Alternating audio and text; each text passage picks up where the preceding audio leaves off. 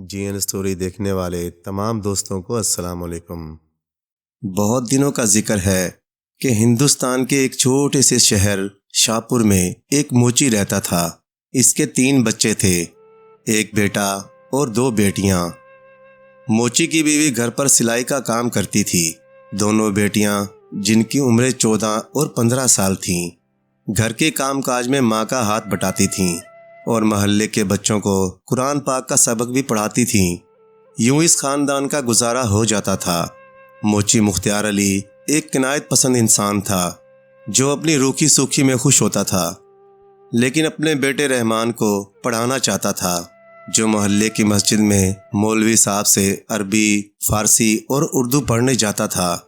رحمان بہت ذہین اور محنتی بچہ تھا۔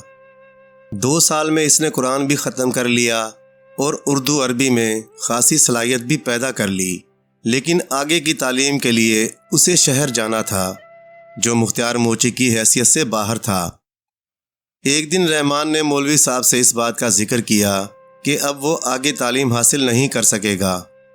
مولوی صاحب نے اس سے کہا کہ انسان کو کبھی مایوس نہیں ہونا چاہیے، اور اس کے باپ کو بلا کر سمجھایا کہ اگر وہ بیٹے کو کسی قابل بنانا چاہتا ہے تو اسے دلی کا سفر کرنا پڑے گا، جہاں بادشاہ نے ایسے مدرسے اور مکتب بنوائے ہیں جہاں غریبوں کے بچے علم حاصل کر سکیں۔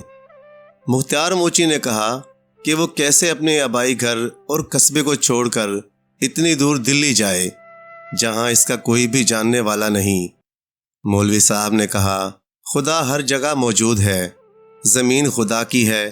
ہمارے پیارے نبی صلی اللہ علیہ وسلم نے فرمایا ہے کہ علم حاصل کرو، چاہے اس کے لیے چین ہی کیوں نہ جانا پڑے، اور پھر ہجرت کرنا تو سنت نبوی صلی اللہ علیہ وسلم ہے، اور پھر وہاں اللہ کے نیک بندے حضرت نظام الدین اولیاء رحمۃ اللہ علیہ یعنی سلطان جی بھی تو ہیں، بس ان کے در پر جانا، باقی سب اللہ کے سپرد کر دینا۔ مختار موچی کو اپنے ہونہار بیٹے کا مستقبل عزیز تھا، سو اس نے اپنا چھوٹا سا مکان بیچ دیا اور دلی جانے کی تیاری مکمل کر لی۔ جانے سے ایک دن پہلے مولوی صاحب نے رحمان کو اپنے پاس بلایا اور کہا، بیٹا میری ایک بات یاد رکھنا، اپنی زندگی کا مقصد دوسروں کی مدد کرنا بنا لینا، کیونکہ انسان کو اشرف المخلوقات اسی لیے کہا جاتا ہے کہ انسان زمین پر خدا کا نائب ہے، اور نائب ہونے کے ناطے اس کا یہ فرض ہے کہ وہ انسانوں کے کام آئے، اور یہ بھی یاد رکھنا کہ نیکی ہمیشہ کرنا، لیکن صلے سے بے نیاز ہو کر، کبھی یہ سوچ کر نیکی نہ کرنا کہ تمہیں اس کا صلہ ملنا چاہیے، لیکن یہ بھی مت بھولنا کہ نیکی کبھی رائیگاں نہیں جاتی اور انعام ضرور دیتی ہے۔ بے غرض نیکی ہی انسانیت کی معراج ہے۔ رحمان نے سر جھکا کر توجہ سے مولوی صاحب کی بات سنی اور ان سے وعدہ کیا کہ وہ ان کی باتیں کبھی نہیں بھولے گا۔ 4 دن کے تھکا دینے والے سفر کے بعد مختار موچی اپنے خاندان کے ساتھ دلی پہنچا تو وہ مولوی صاحب کی ہدایت کے مطابق تانگے میں بیٹھ کر سلطان جی کے مقبرے پر جا پہنچے اور ایک کونے میں دبک کر بیٹھ گئے۔ مزار پر زردہ تقسیم ہو رہا تھا جو ایک سکھ یاتری بانٹ رہا تھا جس کی کوئی منت پوری ہوئی تھی۔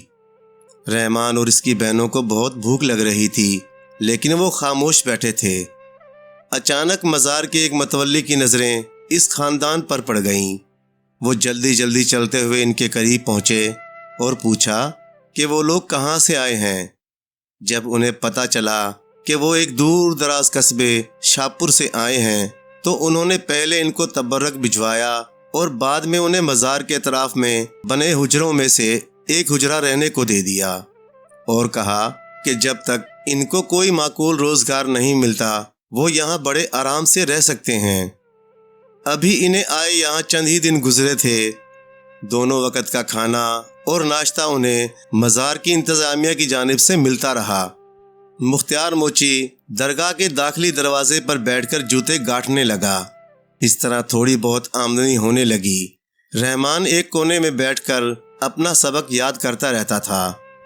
ایک دن جب رحمان مطالعے میں مصروف تھا تو اس کے پاؤں سے کوئی چیز ٹکرائی۔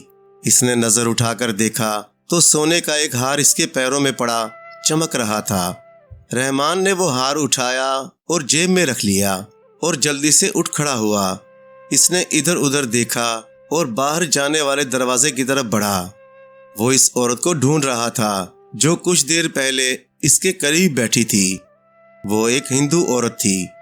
اچانک رحمان کی نظر اس عورت پر پڑ گئی۔ وہ سلطان جی کے مزار کے باہر بنی ہوئی سیڑھیوں پر ماتھا ٹیک کر رو رہی تھی۔ رحمان اس کے قریب پہنچا اور آہستہ سے بولا، دیدی۔ اس عورت نے چہرہ اٹھا کر اس کی طرف دیکھا۔ کیا بات ہے رے چھورے؟ رحمان نے پوچھا۔ دیدی، تمہارے گلے میں کوئی ہار تھا؟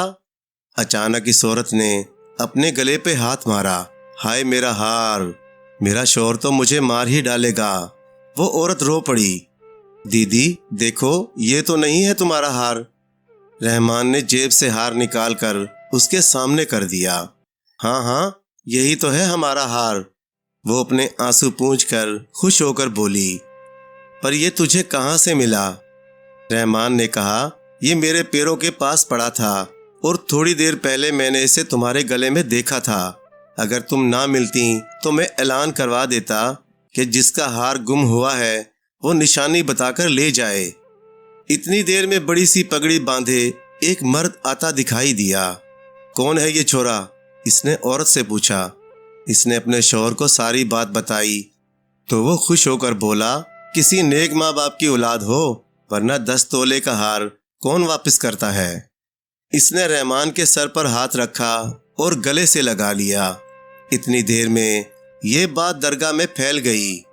متولی نے اس ہندو جوڑے کو بتایا کہ یہ لڑکا چند دن پہلے ہی اپنے ماں باپ کے ساتھ شاپور گاؤں سے آیا ہے۔ وہ عورت جس کا نام شانتی تھا اپنے شوہر سے کہنے لگی کہ وہ رحمان کے ماں باپ سے ملنا چاہتی ہے۔ رحمان دونوں میاں بیوی کو لے کر ماں باپ سے ملوانے لایا تو انہوں نے سارا واقعہ بتا کر رحمان کو کچھ انعام دینا چاہا، لیکن مختار موچی نے انعام لینے سے منع کر دیا اور کہا، سلطان جی کی درگاہ میں نیکی کر کے رحمان نے کوئی کارنامہ نہیں کیا۔ یہ تو اس کا فرض تھا کہ جس کی امانت ہے اسے لوٹا دے۔ شانتی اور اس کا شوہر ونود ان کے بہت شکر گزار ہوئے اور تفصیل جاننا چاہی کہ وہ اپنے پرکھوں کا گاؤں چھوڑ کر اتنی دور دلی کیوں آئے۔ مختار موچی نے ساری تفصیل سنائی تو ونود نے کہا کہ وہ ضلع حصار کا رہنے والا ہے، شادی کو 7 سال ہو گئے ہیں، اولاد سے محروم ہے۔ اس کی منت ماننے حضرت رحمت اللہ علیہ کے دربار پہ آیا تھا اور اب یہاں سے سیدھا اجمیر جائے گا خواجہ کے پاس کہ شاید اس کی مراد پوری ہو۔ اچانک شانتی نے اپنی ساڑی میں سے ایک پتلی سی پٹی پھاڑی اور اسے رحمان کی کلائی پر باندھ دیا۔ آج سے تو میرا بھائی ہے۔ 2 مہینے بعد راکھی بندھن کا تہوار ہے، میں تجھے راکھی باندھنے ضرور آؤں گی، تب میرے لیے چوڑیاں لے کر رکھنا۔ اس نے رحمان کو گلے لگا کر کہا اور وہ دونوں رخصت ہو گئے۔ 3-4 دن کے بعد 2 آدمیوں نے درگاہ میں آ کر مختار موچی کا پتہ کیا اور اسے بتایا کہ وہ بادشاہ کے دربار سے تعلق رکھتے ہیں۔ ونود ان کا رشتہ دار ہے اور وہ انہیں سارا قصہ بتا گیا ہے کہ تم نے شاپور کیوں چھوڑا۔ انہوں نے یہ بھی کہا کہ رحمان کا داخلہ ایک اچھے سے مکتب میں ہو جائے گا۔ مختار کے لیے بھی نوکری کا انتظام ہو گیا ہے اور اس کی بیوی کو باورچی خانے میں مددگار کے طور پر رکھ لیا گیا ہے۔ مختار موچی اور رحمان آنکھیں پھاڑے انہیں دیکھ رہے تھے کہ جیسے کوئی خواب دیکھ رہے ہوں۔ مگر بھیا، ہم رہیں گے کہاں؟ اچانک رحمان کی ماں نے پوچھا۔ اس کی فکر نہ کرو دیدی، شہنشاہ کے دربار سے وابستہ لوگوں کے رہنے کو مکان بھی دیا جاتا ہے۔ تم لوگ چاہو تو ابھی چل سکتے ہو، ورنہ ہم کل آ جائیں گے۔ ان میں سے ایک نے کہا، بھائی تم کل آ جانا، آج ہم سلطان جی کی درگاہ پہ رہیں گے، انہی کی برکت سے ہمارے دن پھرے ہیں۔ رحمان کی ماں نے کہا۔ رحمان کو مولوی صاحب کے الفاظ یاد آ رہے تھے، نیکی خود اپنا انعام ہوتی ہے، لیکن کسی صلے کی لالچ میں نیکی نہ کرنا۔ کئی ماہ بیت گئے، رحمان مکتب جاتا تھا جہاں اور بھی امیروں اور رئیسوں کے بچے پڑھتے تھے۔ جلد ہی رحمان نے اپنی محنت اور ذہانت سے مولانا محمد علی چشتی کے دل میں جگہ بنا لی۔ وہ اس ہونہار بچے سے بے حد خوش تھے۔ مختار بھی اپنی ذمہ داریاں ایمانداری سے نبھا رہا تھا۔ اس کی بیوی باورچی خانے کے تمام کام بہت سوچ سمجھ کر کرتی تھی۔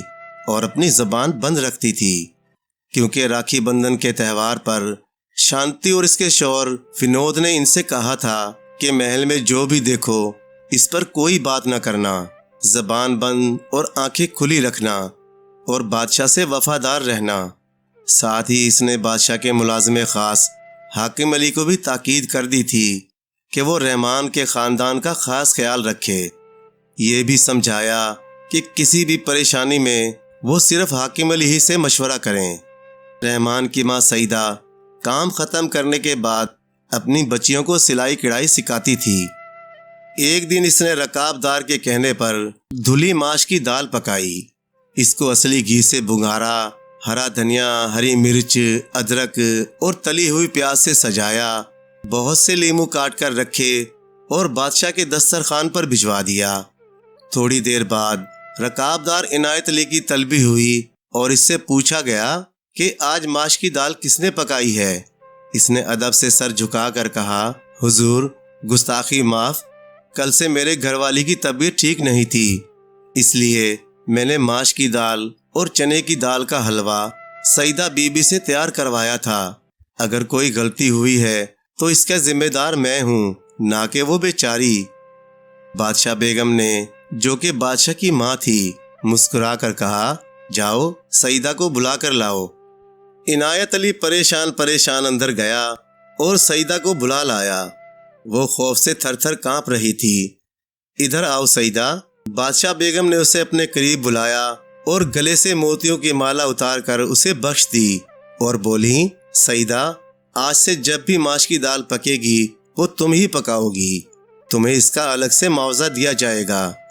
سعیدہ نے جھک کر فرشی سلام کیا اور ادب سے بولی، حضور بادشاہ بیگم کا اقبال بلند ہو، میرا سب سے بڑا انعام یہی ہے کہ مجھ غریب کے ہاتھ کی پکی ہوئی دال آپ کو پسند آئی، مجھے اور کچھ نہیں چاہیے۔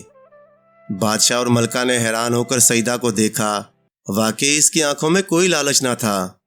بادشاہ نے خوش ہو کر پوچھا، ہماری اور ملکہ ہندوستان کی جانب سے تمہیں اختیار دیا جاتا ہے کہ جو چاہو مانگ لو، اور ساتھ ہی یہ بھی چاہتے ہیں کہ ہم دونوں اماں حضور کے لیے تم روز کوئی نہ کوئی پکوان ضرور بنایا کرو۔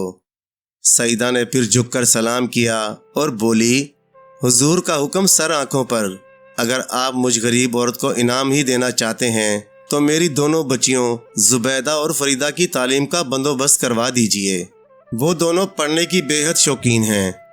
بادشاہ، ملکہ اور بادشاہ بیگم نے حیران ہو کر سعیدہ کو دیکھا۔ وہ تو یہ سمجھ رہے تھے کہ سعیدہ کوئی ہیرے جواہرات، اشرفیاں یا اپنے شوہر کے لیے کوئی بڑا عہدہ مانگے گی، مگر یہ تو الگ ہی عورت تھی جسے علم سے محبت تھی اور وہ اپنی بیٹیوں کی تعلیم کے لیے فکر مند تھی۔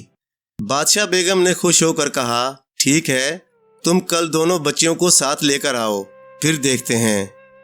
اگلے دن سعیدہ دونوں لڑکیوں کو لے کر حاضر ہوئی تو بادشاہ بیگم اپنے سر میں درد کی وجہ سے کرہا رہی تھیں، لیکن انہوں نے سعیدہ کو واپس نہ بھیجا بلکہ بیٹھنے کو کہا۔ سعیدہ نے ان سے کہا، اگر وہ پسند فرمائیں اور اجازت دیں تو میں ان کا سر دبا سکتی ہوں۔ بادشاہ بیگم نے اشارے سے اجازت دی اور آنکھیں بند کر کے لیٹ گئیں۔ سعیدہ دوڑ کر روغن بادام اور روغن کاہو لے آئی۔ اس نے سرانے کھڑے ہو کر ان کے سر میں پہلے تیل مل کر آہستہ آہستہ مالش کی اور بچیوں سے کہا کہ وہ دونوں بادشاہ بیگم کے پاؤں کی انگلیوں کو آہستہ آہستہ دبائیں۔ تھوڑی دیر بعد بادشاہ بیگم گہری نیند سو گئیں۔ سعیدہ خاموشی سے اٹھ کر باہر آ گئی اور رکاب دار کے پاس بیٹھ گئی۔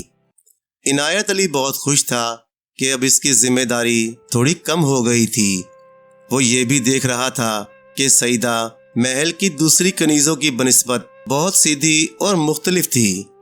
کئی گھنٹے کی گہری نیند کے بعد جب بادشاہ بیگم کی آنکھ کھلی تو درد کا پتہ نہ تھا۔ انہوں نے تالی بجا کر کنیز کو بلایا اور سعیدہ کے بارے میں پوچھا۔ اس نے بتایا کہ وہ رکابدار کی بیوی کے پاس بیٹھی ہے۔ بادشاہ بیگم نے اسے اور بچیوں کو بلوا لیا۔ بچیاں سیدھی سادی تھیں، جھک کر آداب کیا اور سر جھکا کر کھڑی ہو گئیں۔ بادشاہ بیگم نے خوش ہو کر دونوں کو 5 اشرفیاں انعام میں دیں اور انہیں بتایا کہ وہ دونوں عصر کے بعد مولوی صاحب کے گھر پر پڑھنے جایا کریں۔ ساتھ ہی انہوں نے سعیدہ کو اپنی خاص کنیز مقرر کر لیا اور اس کی تنخواہ بھی بڑھا دی۔ جب گھر جا کر سعیدہ نے رحمان اور اپنے شوہر کو ساری بات بتائی تو رحمان نے کہا، ماں، تمہیں یاد ہے مولوی صاحب نے شاہپور میں کیا کہا تھا کہ نیکی خود انعام ہے، شرط یہ ہے کوئی نیکی کسی صلے کی لالچ میں نہ کی جائے۔ ہاں بیٹا، مجھے یاد ہے، اور انہوں نے یہ بھی کہا تھا کہ ہمیشہ دوسروں کے کام آؤ، کہ انسانیت اسی کا نام ہے۔ اسی طرح پلک جھپکتے میں 6 سال گزر گئے۔ رحمان تعلیم مکمل کر کے قاضی صاحب کی عدالت میں بطور معاون کام کر رہا تھا۔ مختار موچی اب صرف مختار علی کہلاتا تھا۔ اس کا خاندان ایک اچھی زندگی بسر کر رہا تھا۔ شانتی اور ونود 2 بچوں کے ماں باپ بن گئے تھے۔ وہ دونوں ہر سال منت چڑھانے دلی آتے تھے، اور شانتی ہر سال رحمان کو راکھی باندھتی تھی اور جواب میں بہت سے تحفے بھی اسے ملتے۔ مختار اور سعیدہ اب اپنی دونوں بیٹیوں کے رشتوں کے لیے پریشان تھے کہ یہاں ان کا کوئی جاننے والا تو تھا نہیں جو ان معاملات میں ان کی مدد کرتا۔ ایک دن عدالت کا وقت ختم ہونے کے بعد قاضی صاحب گھر جا چکے تھے۔ رحمان اگلے دن کے مقدمات کے کاغذات دیکھ رہا تھا کہ اسے کہیں سے سرگوشیوں کی آواز آئی۔ 2 لوگ آہستہ آہستہ باتیں کر رہے تھے۔ وہ ایک دم ساکت ہو کر آوازوں کی طرف متوجہ ہو گیا اور غور سے سننے کی کوشش کرنے لگا۔ جب دونوں آدمی بات کر کے چلے گئے تو رحمان آہستہ سے عمارت سے باہر نکلا۔ اس کی ٹانگیں لڑکھڑا رہی تھیں، کیونکہ اس نے جو کچھ سنا تھا وہ نہایت خوفناک تھا۔ سرگوشیاں کرنے والوں کی باتوں سے اندازہ ہوا کہ وہ بادشاہ اور ان کی والدہ بادشاہ بیگم کے خلاف کوئی سازش تھی۔ اس کی سمجھ میں نہیں آ رہا تھا کہ وہ یہ خبر کس کو دے۔ اتفاق سے وہ جو ہی اپنے گھر پہنچا تو ونود اپنے بڑے بیٹے آکاش کے ساتھ گھر پر موجود تھا۔ اس نے بتایا کہ اس کی بیوی نے حضرت رحمت اللہ علیہ کی درگاہ پر منت مانی تھی کہ جب بچہ 5 سال کا ہو جائے گا تو میں کسی غریب خاندان کی لڑکی کے لیے ایک معقول رقم دوں گی جو اس کی شادی پر خرچ ہو سکے۔ یہ رقم اب وہ رحمان کی بہنوں کے لیے دینا چاہتا تھا، لیکن سعیدہ نے کہا کہ ان کے حالات پہلے سے بہت بہتر ہیں۔ البتہ کھاری باولی کے پاس ایک بیوہ عورت رہتی ہے جس کی 3 بیٹیاں ہیں۔ یہ رقم اس کو دے دی جائے کہ اس کی بیٹیاں سلائی کر کے اپنا گزارا کرتی ہیں۔ ونود فوراً ہی وہاں جانے کو تیار ہو گیا۔ وہ رحمان کے ساتھ سیدھا کھاری باولی پہنچا اور رقم بیوہ خاتون کے حوالے کر دی۔ جب وہ اور سعیدہ واپس آئے تو رحمان کو گمسم پایا۔ ونود نے جب وجہ معلوم کرنی چاہی تو رحمان اسے گھر سے باہر لے آیا اور ایک طرف بٹھا کر ساری بات اسے بتا دی، ساتھ ہی ان دونوں کے نام بھی بتا دیے۔ ساری بات سن کر ونود نے فوری طور پر حاکم علی سے رابطہ کیا اور اعتماد میں لے کر اسے ساری بات بتا دی۔ حاکم علی نے توجہ سے بات سنی اور رحمان کو منع کر دیا کہ وہ اس بات کا تذکرہ کسی سے نہ کرے۔ 10-12 دن کے بعد دربار عام لگا اور بادشاہ نے ایک ہولناک سازش کا انکشاف کیا۔ دربار میں وہ دونوں موجود تھے جن کی سرگوشیاں رحمان نے سنی تھیں۔ ملکہ بھی دربار میں موجود تھی۔ یہ بادشاہ کی تیسری ملکہ تھی۔ بادشاہ بیگم بھی اپنی مخصوص نشست پر بیٹھی تھیں۔ انہوں نے دونوں آدمیوں کو حکم دیا کہ وہ اپنا جرم بیان کریں اور سازش بے نقاب کریں۔ اس دن دربار میں قاضی صاحب اور رحمان بھی موجود تھے۔ دونوں آدمی ہاتھ جوڑتے اور روتے ہوئے ایک طرف کھڑے ہو گئے اور پھر روتے ہوئے بولے، ذل سبحانی کا اقبال بلند ہو، خدا بادشاہ بیگم کو ہمیشہ سلامت رکھے۔ حضور، ہمارا کوئی قصور نہیں ہے، بس ہم لالچ میں آ گئے تھے، ہماری جان بخش دیجیے۔ ان کی گفتگو سن کر ملکہ اور وزیر کے چہروں پر ہوائیاں اڑنے لگیں۔ تمہاری جان بخشی کی ایک ہی صورت ہے کہ جو کچھ جانتے ہو سچ سچ کہو، نہ جھوٹ بولو، نہ کسی پہ غلط الزام لگاؤ، بادشاہ بیگم نے کہا۔ اور ہاں، پہلے قاضی صاحب ان دونوں سے حلف لیں گے کہ جو کچھ کہیں گے سچ کہیں گے، بادشاہ نے گرجدار آواز میں کہا۔ قاضی صاحب نے دونوں سے الگ الگ حلف لیا، پھر ایک شخص کو دربار سے باہر بھجوا دیا اور دوسرے کو اپنا بیان دینے کو کہا۔ وہ شخص آگے بڑھا اور اپنا بیان دینا شروع کیا۔ حضور کا اقبال بلند ہو، میرا نام دلدار حسین ہے، میں ذات کا دھوبی ہوں، لیکن میرے والد یہ پیشہ پہلے ترک کر چکے تھے۔ اچھی تعلیم اور حساب کتاب میں ماہر ہونے کی بنا پر مجھے دربار میں نوکری مل گئی۔ یہ نوکری حاکم علی کی بدولت ملی تھی، جن کے والد کے کپڑے میرے ابا کبھی دھویا کرتے تھے۔ کچھ عرصہ پہلے مجھے اور میرے ساتھی نریندر سنگھ کو ایک بہت بڑے انعام کا لالچ دے کر کہا گیا، ملکہ عالیہ فوزیہ بانو کو چونکہ بادشاہ کی بیگم پسند نہیں کرتی تھی، اس لیے وہ ان کو ختم کروانا چاہتی تھی۔ اس کام کے لیے نریندر سنگھ کی بیوی کو منتخب کیا گیا، کیونکہ وہ رحمان کی ماں سعیدہ کی پکی سہیلی ہے۔ طے یہ ہوا کہ جس دن سعیدہ ماش کی دال پکائے گی، نریندر سنگھ کی بیوی موقع پا کر اس میں زہر ملا دے گی، کیونکہ باورچی خانے میں وہ بھی سعیدہ کی مدد کرتی ہے۔ ملکہ فوزیہ اس دن سر درد کا بہانہ بنا کر اپنے کمرے میں آرام کریں گی۔ جو ہی بادشاہ بیگم اور بادشاہ کھانا کھا لیں گے، تمام کھانا ضائع کر دیا جائے گا۔ ابھی دلدار حسین یہیں تک پہنچا تھا کہ ملکہ بانو غصے سے اٹھ کھڑی ہوئی۔ کیا بک رہے ہو؟ میں کیوں اپنے شوہر اور ساس کو مارنا چاہوں گی؟ تم پاگل تو نہیں ہو گئے ہو؟ اچانک بادشاہ کے اشارے پر دو خادمائیں ملکہ کی طرف بڑھیں اور اسے اپنی جگہ بٹھا دیا۔ آگے کہو، بادشاہ کی آواز بھرے دربار میں گونجی۔ حضور، میں اپنے بچوں کی قسم کھا کر کہتا ہوں کہ ایسا ہی ہوا تھا۔ ملکہ عالیہ آپ کی والدہ ماجدہ کو اس لیے مروانا چاہتی تھیں کیونکہ وہ ملکہ کو پسند نہیں کرتی تھیں، اور حضور کو اس لیے ختم کروانا چاہتی تھیں کہ آپ پڑوسی ملک کے راجا کی حسین و جمیل بیٹی سے بیاہ کرنا چاہتے تھے، اور ان تمام معاملات میں انہیں وزیر با تدبیر مرزا برہان بیگ کا تعاون حاصل تھا۔ یہ جھوٹ ہے، سراسر جھوٹ ہے۔ اچانک وزیر اپنی جگہ سے کھڑا ہو گیا اور کمر کے پٹکے سے بندھا ہوا خنجر باہر نکال لیا۔ فوراً ہی دو جاندار خادموں نے وزیر کو اپنی جگہ پر بٹھا دیا۔ وزیر با تدبیر کا کیا فائدہ تھا ملکہ کا ساتھ دینے میں؟ بادشاہ نے غصے سے پوچھا۔ حضور، دلدار حسین گڑ گڑایا، وزیر با تدبیر خود بادشاہ بننا چاہتے تھے، اس لیے۔ بادشاہ نے حکم دیا، ٹھیک ہے، اسے باہر لے جاؤ، مگر پہرے میں رکھو۔ پھر نریندر سنگھ کو بلوایا گیا اور اس سے گرو نانک کی قسم دے کر اس کی مقدس کتاب پر حلف لیا گیا۔ اس کے بعد اس نے بھی وہی بیان دیا جو دلدار حسین نے دیا تھا۔ تم دونوں کو انعام دینے کا وعدہ کیا گیا تھا۔ نریندر سنگھ نے ہاتھ جوڑ کر کہا، حضور، دلدار حسین کو خزانے کا انچارج اور مجھے ایک ریاست کا حکمران بنانے کا وعدہ کیا گیا تھا۔ بادشاہ بیگم نے پوچھا، کوئی گواہ ہے تم دونوں کا جو ان باتوں کی تصدیق کر سکے؟ جی ہے، یہ کہہ کر نریندر سنگھ اور دلدار حسین نے مزید 4 لوگوں کے نام بھی بتا دیے جو اس وقت دربار میں موجود تھے۔ ان سب کو بھی ملکہ اور وزیر نے بڑے بڑے لالچ دیے تھے۔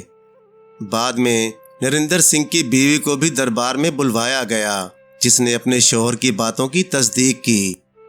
بادشاہ نے اپنی والدہ کی طرف دیکھا اور کہا، اماں حضور، آپ سچ کہتی تھیں کہ خاندانی شرافت بہت اہمیت رکھتی ہے۔ آپ نے ہمیں فوزیہ سے شادی کرنے کو منع کیا تھا، لیکن ہم نہ مانے اور اس ناچنے والی کو اپنی ملکہ بنا لیا۔ تمام باتوں کی تصدیق ہونے کے بعد وزیر کو بغاوت کے جرم میں سرعام پھانسی دے دی گئی اور ملکہ فوزیہ کو عمر قید کی سزا دے کر قید میں ڈال دیا گیا۔ وہ جیتے جی اس قید خانے سے باہر نہیں نکل سکتی تھی۔ سازش میں شامل دوسرے 4 افراد کی جائیداد ضبط کر کے انہیں دربار سے بے دخل کر دیا گیا۔ بادشاہ کو حاکم علی نے بتایا تھا کہ اس سازش کا پتہ رحمان کی وجہ سے ملا۔ بادشاہ نے رحمان کو اپنا وزیر بنا لیا اور حاکم علی کو ایک بڑے صوبے کا حکمران بنا دیا۔ ساتھ ہی ونود کو دلی بلا کر وزیر خزانہ بنا دیا گیا۔ بادشاہ نے حسب وعدہ نریندر اور دلدار حسین کی جان بخشی کر دی، لیکن انہیں دربار سے ہمیشہ کے لیے دور کر دیا۔ البتہ انہیں زندگی گزارنے کے لیے سونی پت اور لاہور میں زمینیں دے دی گئیں۔ حاکم علی رحمان کی شرافت اور انسانی ہمدردی سے اتنا متاثر ہوا کہ اس نے اپنے دونوں بیٹوں کی شادی رحمان کی بہنوں فریدہ اور زبیدہ سے کر دیں۔ سعیدہ اب بھی بادشاہ بیگم کے پاس رہتی تھیں، لیکن خادمہ بن کر نہیں بلکہ ساتھی اور سہیلی بن کر۔ سچ ہے نیکی کبھی رائے گاہ نہیں جاتی، اور یہ بھی سچ ہے کہ جیسے شاہپور میں مولوی صاحب نے کہا تھا کہ نیکی کسی لالچ یا صلے کی امید پر نہ کی جائے، کیونکہ نیکی خود ایک انعام ہے جو انسانوں کی بے لوث خدمت اور مدد کرنے والوں کو ایک نہ ایک دن ضرور ملتا ہے۔ پیارے دوستو، کہانی اچھے لگے تو لائک کریں، چینل کو سبسکرائب کر دیں، اور مزید اسی طرح کے قصے کہانیاں دیکھنے کے لیے دیکھتے رہیں GN اسٹوری TV۔ شکریہ۔